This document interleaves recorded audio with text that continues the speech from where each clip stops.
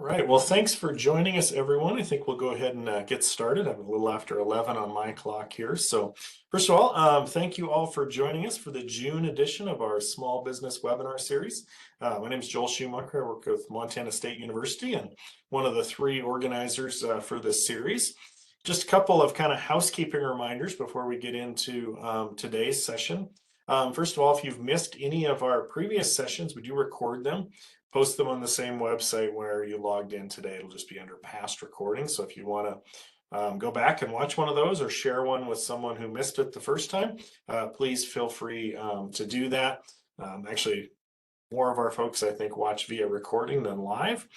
So always a good resource, and it's there when it's convenient for you and whether or not this particular time works for your schedule.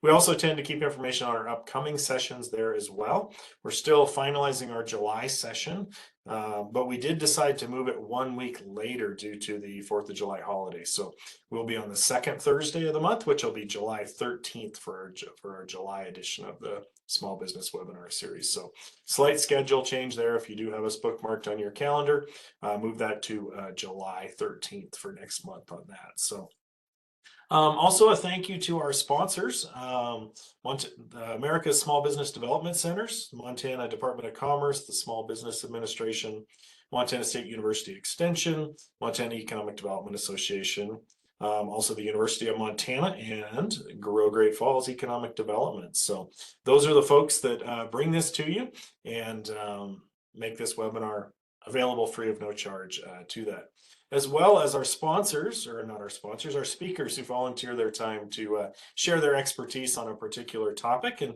today we're going to hear a lot more about quarterly and annual payroll reporting, which is something I will definitely be in the student category of, learning along the way. And we've got two folks that are going to join us here. The first is Casey Nimitz, and she has been with JCCS Consulting for almost 10 years, and she's a manager in the accounting and payroll department. Also does a lot of work with client advisory services and working with QuickBooks Online. So that's a little bit of Casey's background. And Jamie Ballas is our other presenter, and she has been with JCCS for 5 years, and she's a senior accountant in the accounting and payroll department. Also specializes in client advisory services as well. So with that, I'm going to go ahead and turn it over to them. Encourage everyone to send questions in via the chat window while we go. And at the end, we'll take a chance to take any voice questions you'd like to have as well. So Casey and Jamie, please take it away. Good morning, everyone. I'm Jamie Ballas, and I'm going to talk to you about the quarterly payroll reporting. And once we get through that, Casey will go through the annual payroll reporting. We have a little disclaimer that we put in all of our slides. And then since Joel already introduced us, today we're going to take a look at the quarterly and annual filings that are required for companies that are paying employee wages. We will discuss when the forms are due. We'll take a look to see what they look like, and then we'll also let you know the reasoning behind filing each one of these forms. So before I get started with the forms, I wanted to discuss a little bit about business entity structures and how they can affect payroll obligations. So if you're a sole proprietor that files a Schedule C on Form 1040, you do not pay yourself wages through payroll. You're paid through owner draws. If you are a partnership that files Form 1065 and receives a Schedule K1 at the end of the year, you also do not pay yourself through payroll. You are paid through guaranteed payments to partners according to your partnership agreement. S corporations file Form 1120S, and S corporation owners, or shareholders as they're called, can pay themselves through payroll, and you must be able to pay yourself a reasonable wage. A reasonable wage is usually determined between you and your tax professional. And then there's the C corporation that files Form 1120, and owners can also pay themselves through payroll with these. But just note that not all businesses are equal, and that payroll obligations can vary by payroll by structure. And also, Casey and I are not tax professionals, so if you have any questions regarding your taxability, we encourage you to reach out to your tax professional. So let's take a look at the quarterly payroll tax forms. The first quarterly form that you will file each quarter is Form 941. The purpose of this form is to report employee wages and payroll taxes, including federal withholding, Social Security, and Medicare tax that's been withheld from employee paychecks. It also reports the employer portion of Social Security and Medicare taxes. You must file this form every quarter, even if no wages were paid for that quarter, unless you're a qualified seasonal employer. A qualified seasonal employer is a business that needs seasonal or part-time help for things such as sporting events, holiday events, things like that. And then you have to let the IRS know that you are a seasonal employer, and you will do this by checking the box seasonal employer in Part 3 of Form 941 on every Form 941 that you file. And in a little bit, we'll go look at the form and I'll show you where that box is. This form is filed with the Internal Revenue Service each quarter. So when are these quarterly Form 941s due? For first quarter ending March 31st, the form is due April 30th. For second quarter ending June 30th, the form is due July 31st. For third quarter ending September 30th, the form is due October 31st. And for fourth quarter ending December 31st, the form is due January 31st of the following year. If the due date for these forms falls on a holiday or a weekend, the next business day becomes the due date. So here is page 1 of the Form 941. So most people that are using payroll softwares to process their payrolls, this form does come completed for you. Casey and I have learned that we don't always trust the numbers, so you should know what the number, where the numbers come from so that you can make sure that they're being reported correctly. So in box or in line 2 is going to be your wages and tips. And then in 5A and 5C is going to be where your Social Security and your Medicare wages are reported. And it's taking that number times 0.124, which is both the employee and the employer portion of Social Security and Medicare. Or sorry, Medicare is 0.029, which is 2 times. Then you come up with the total of the 941 taxes that you should have paid for that quarter. And then it takes into account fractions, a cents, if it's a penny or 2 off. Then on page 2 of the form, you're going to come down. Most of these are not used anymore. They're still on here from when COVID was happening. But on line 13A, that's where you're going to show all of the deposits or payments that you've made throughout the quarter. And then on line 14, if you didn't pay enough, you'll have a balance due. Or line 15, if you overpaid, it's going to show where you get a refund, and you have the option to apply that to the next quarterly report or to have it refunded. Part 2 tells us when your liabilities for your payroll taxes, your 941 taxes, are due. So if you have less than $2,500 that you owe in 941 taxes for the quarter, you will check this box, and that means that you also have the option of paying those taxes with this form when you file it. If you pay your 941 taxes on a monthly basis, that's the second box, and you list the liabilities that are due for each month of that quarter. Then if you're a semi-weekly payer, meaning you pay after each payroll that you have, you'll mark the third box, and then there's a separate schedule that gets completed, and we'll look at that in just a minute. On page 3 of the form, If you stopped paying wages or your business closed, you'll complete line 17. And then line 18 is where you'll let them know if you're a seasonal employer. You'll check that box there. Then in part 4, if you want somebody else besides yourself to be able to talk to the IRS about the form, you'll complete that section.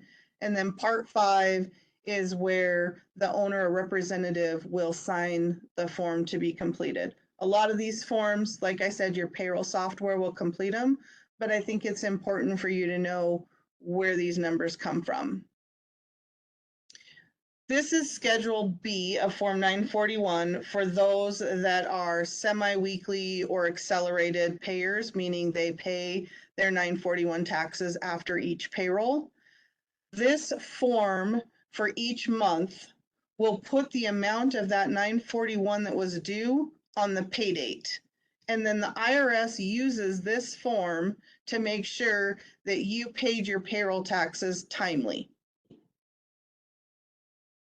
The next form that we file each quarter is the quarterly Montana Unemployment Form UI-5. The purpose of this form is to report employee wages quarterly. The employee gets what's called credit for the wages that they earned in case they ever need to apply for unemployment benefits. This is a tax that's paid 100% by the employer based on their assigned rate for the year and the current year's wage base.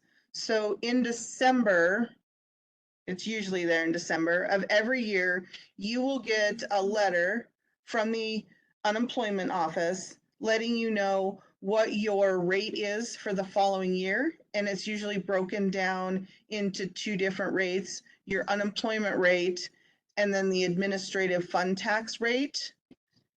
And that rate is what you'll use to calculate what you owe each quarter for that year.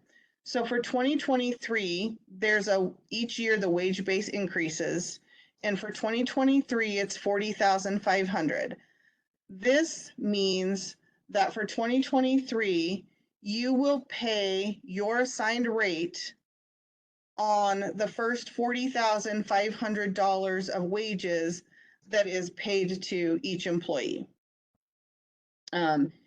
If you don't have any wages that you paid in a quarter, you are still required to file the form. And when we take a look at the form, I'll show you what box you need to mark showing you didn't have any wages for that quarter. This form is remitted to the Montana Unemployment Insurance Division.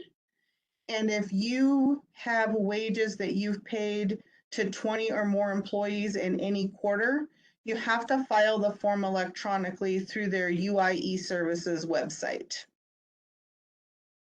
So again, when is the quarterly Form UI-5 due? It is due the same time as the Form 941s.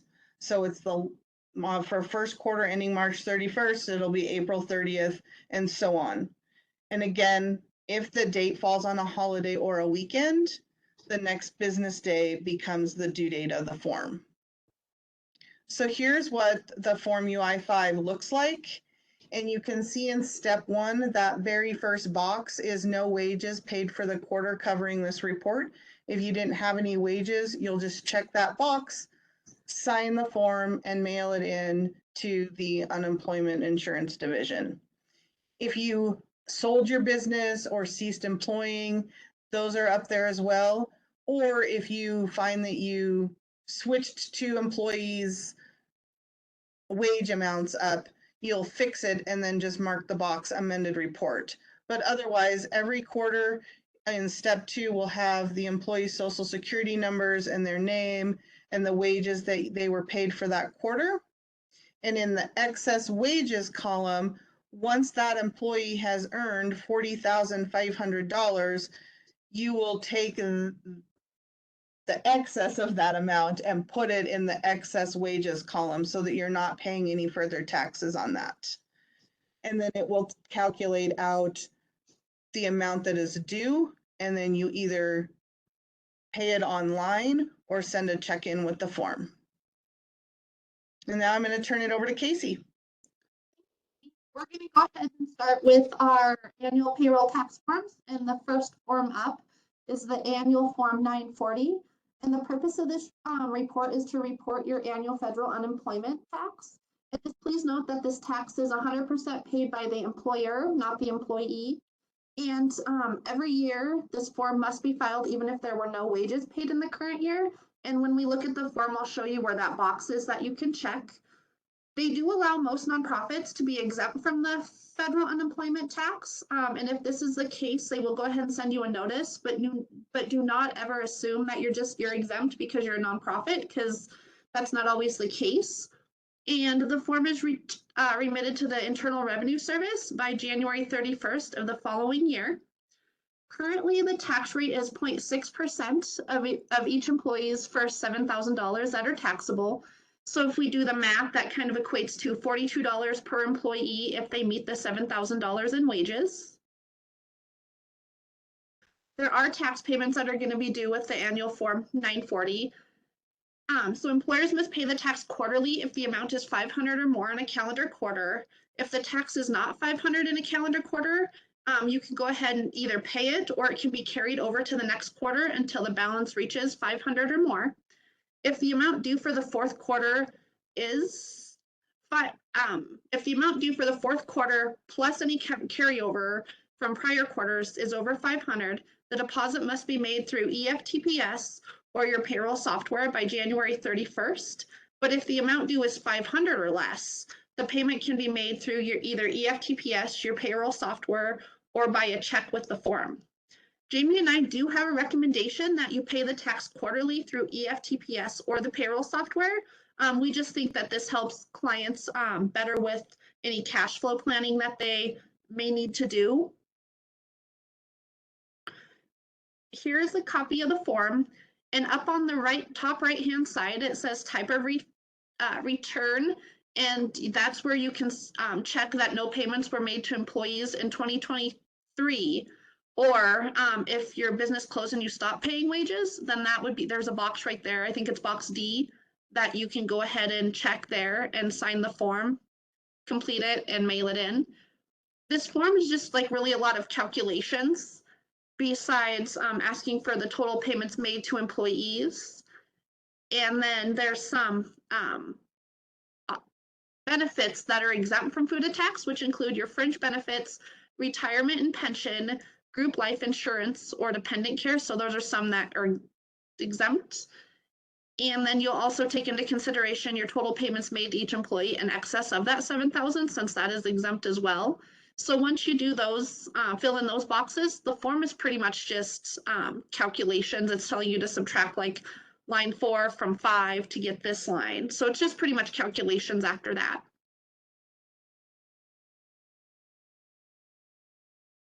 The second page goes ahead and kind of goes into the detail a little bit more. But if you had a liability of 500 or more, you will need to complete box 16, which is asking for that liability by quarter. So first, second, third, and fourth quarter. If it's not over the 500, then you just can go ahead and skip that box and move down to your part 7, where you'll need to sign your form.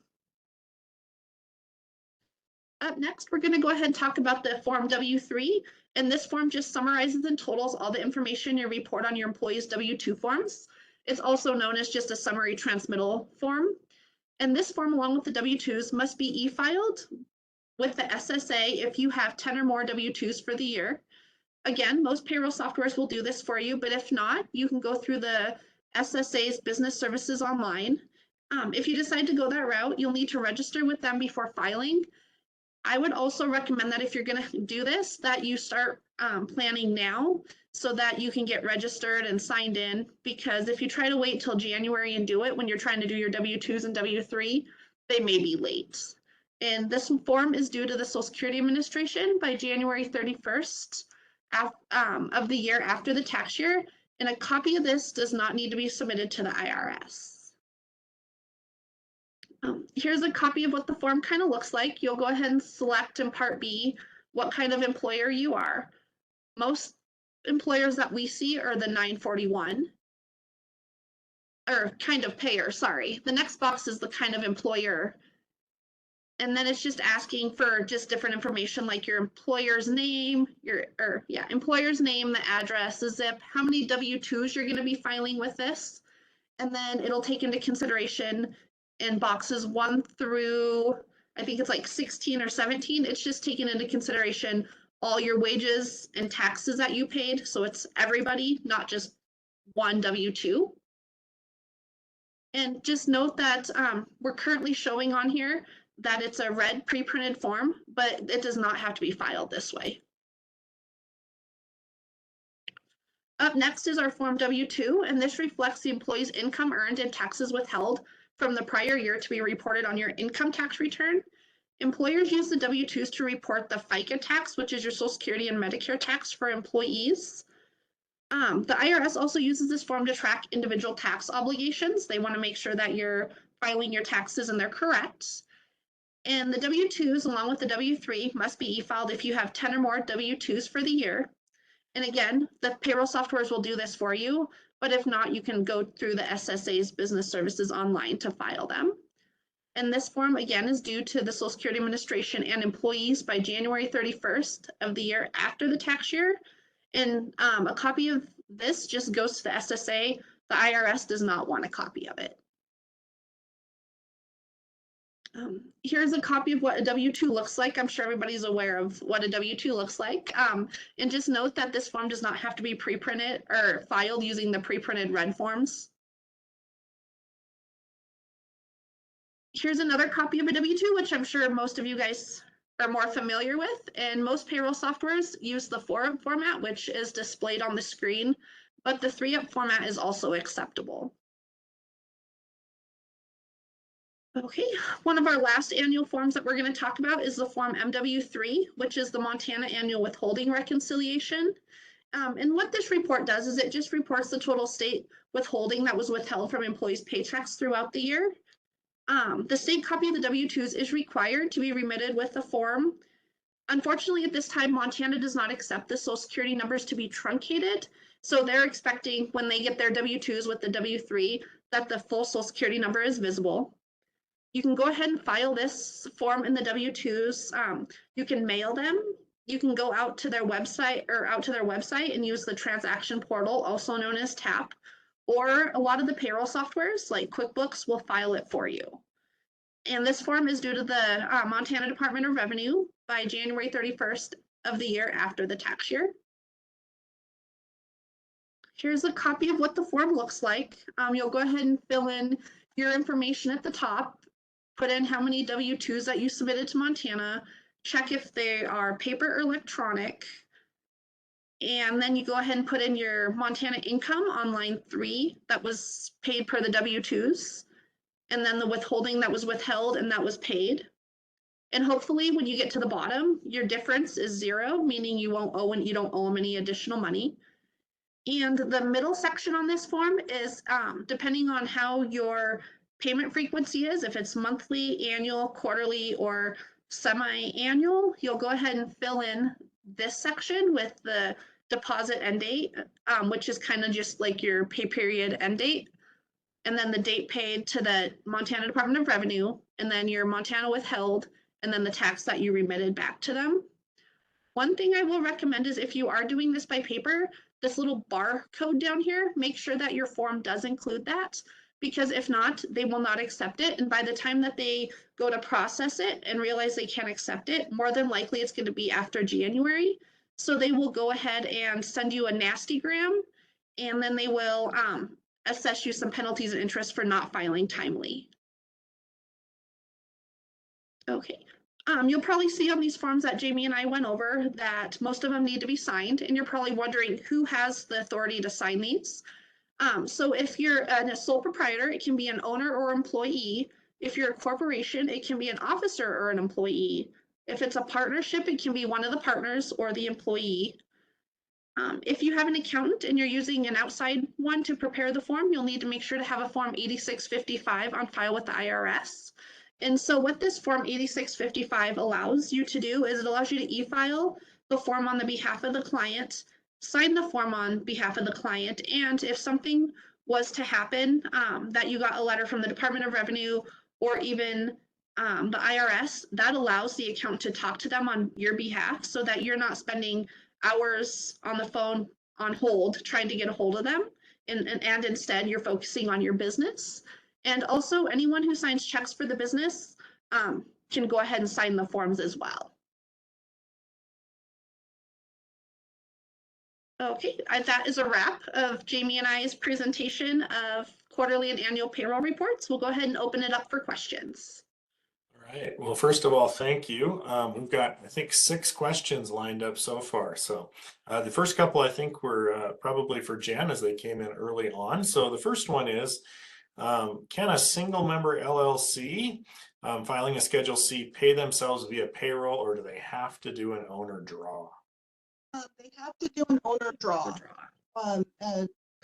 Schedule C, the owners can't pay themselves wages through that company because they're pretty much one and the same. So they pay themselves through an owner draw. All right. Second question, is there no need to file a 941 if you're a single member LLC or a sole proprietor with no employees? No, you only have to file 941 if you have employees that you're paying wages to. So if you don't have any employees that are receiving wages, you don't need to file any of these forms. All right. Next question, let's see. Do accounting and payroll programs typically file state-specific forms like the UI-5 for you? You just have to go in and check a button to e-file it or either paper file it. But if you're doing the software, I would still recommend making sure that you verify that the information is correct. We're not stumping you with any of these questions here yet.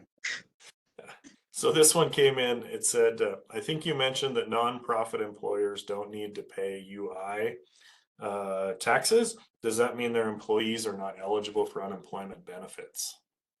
So nonprofits do need to pay state unemployment. There are a couple of options for nonprofits. You can either be a nonprofit that's called, they call them reimbursable, whereas they pay a very low rate. It's like 0.08%. So it's only a very small portion. Basically, it's the administrative fund tax. And what that means is because you're paying a small amount, if somebody files for unemployment, the unemployment insurance division is going to bill that nonprofit directly, and they will pay that full amount. If the nonprofit chooses to be treated like any other business, they'll get an administrative fund tax rate and an unemployment rate, and they'll file the UI-5. And then if somebody leaves and files for unemployment, they will get the unemployment paid from the unemployment insurance division. Nonprofits may not be subject to federal unemployment, meaning that the nonprofit wouldn't have to pay that $42 a person. They would still be able to receive state unemployment though. Does that help? Sounds good to me. And the person that sent it in, if you want to follow up, if you want more, please let me know. I got a couple more here. Next one is, what's the most common arrangement for people to work with your company? Do you file all the forms and make the payments on their behalf, or do you just do the calculations and then the company, someone at the company does the actual filing? So if you guys, we can definitely do the filings for you and make the payments along with any payroll services that you may need. Did you want to jump in and add anything, Jamie, or? No, we do. We have payroll softwares that we use, and the payroll software that we use does integrate directly with QuickBooks Online, so we can process the payroll, make the payroll tax payments, file the quarterly reports, and then we can sync it in. If you're using QuickBooks Online, we can sync in all of that information into QuickBooks Online. If it's something that you wanted to do yourself and you're using like QuickBooks Online, because that's what we're most familiar with, they do have a payroll feature in there that we can train you on processing that payroll, and QuickBooks Online has a feature that they can check a box, and QuickBooks Online will automatically make your payroll tax payments for you and will automatically file your quarterly reports for you. Again, we do still ask that you double check and make sure that the forms are correct before the software goes ahead and files it for you. All right, last question before I open it up to anybody that wants to ask any more audible questions. Do you have recommended software programs for filing forms like these? We would probably recommend QuickBooks Desktop or QuickBooks Online. Yep. Those are the only two that we really work with that clients have access to. All right, so that was easy. QuickBooks then, either version of it. Yep. All right, now's the time. If you want to send in additional questions in the chat window, please do so. Or if you'd like to unmute yourself, please feel free to do that as well.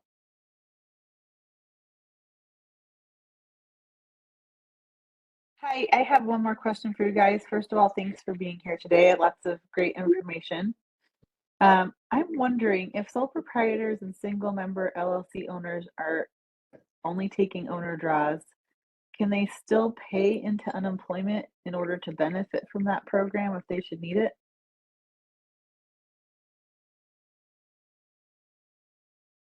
How they would pay into it, they're paying into Social Security and Medicare through their tax return for self-employment tax. And I know that something came up, especially during COVID, where those owners were able to go and file for unemployment.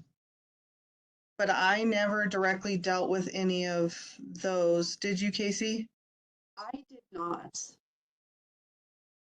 That might have to be a question that we would either need to look in further or to just reach out to the unemployment insurance division yourself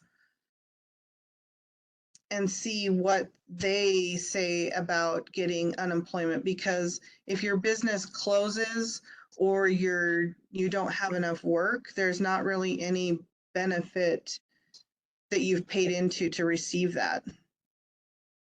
Okay, that's consistent with what I see businesses experiencing, that they can't benefit from that program. So I just wanted to see if there's a way to pay into it so they could, but it sounds like maybe there's not, but some Yeah. further investigation could be done. Thank you. Yeah. Mm-hmm.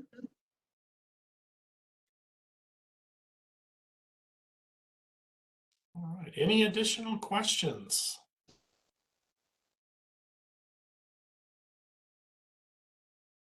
Like an auctioneer with going once on questions. All right, well, Casey, thank you very much, and Jamie for taking the time and sharing your expertise with us. I know I learned a lot, certainly not my area of expertise, so I probably need to watch this again and soak in a little more of that as well. So for those of you attending today, July 13th will be our July edition, and we will record it. So if you want to share it with someone else in your organization, please feel free to do that. Any final comments, Jamie or Casey, that you wanted to make? Just thank you for having us. Go ahead, Casey. Oh, just thank you for having us. Thank you so much. And you will have a copy of the slides, and it's got both Casey and my information on there. So if you do come up with any questions, please feel free to reach out to either one of us. All right, well, thank you very much, and we'll post a PDF copy of those with the recording, so you don't need to scramble and write very quickly at what you see on the slides. It'll be available for you. So thank you, everyone. Thank you again, Casey and Jamie, and have a great rest of your day, and I hope we will see you on July 13th. Thank you. Thank you.